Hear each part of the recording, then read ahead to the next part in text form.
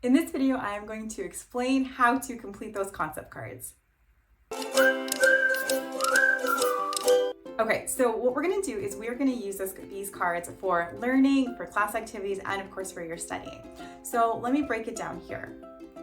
Here's an example of what the concept cards look like. Essentially, they will have a term in the middle, and then I'm going to ask that these items get filled out. So we're looking for the definition in your own word, examples, non-examples, and a picture, okay? So with the definition, one thing I recommend is to look for the most simple definition or the definition for kids, just to help break down some of those complex concepts into something we can all understand. Now, the definition in your own words, what you want to do is be able to explain it to someone, preferably someone younger than you, who might not have learned the concept. For examples, that one's pretty self-explanatory. For the non-examples, what I'm asking you to do is to tell me what the opposite of the concept would be, and I'll show you what all of that looks like in a second. And then for the last one, you're going to go ahead and give me a picture.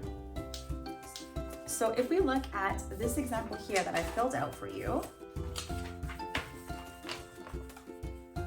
we are looking at the concept of a lever.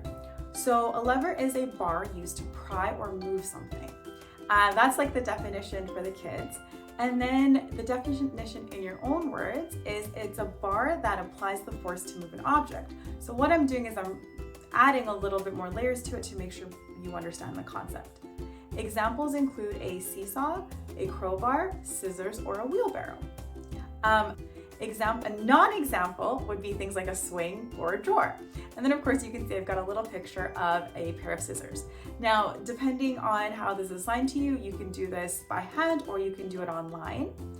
If you are in my class, we are going to create these concept cards for the first unit that we're working on in science. Okay, I hope that helps, and good luck learning, everyone.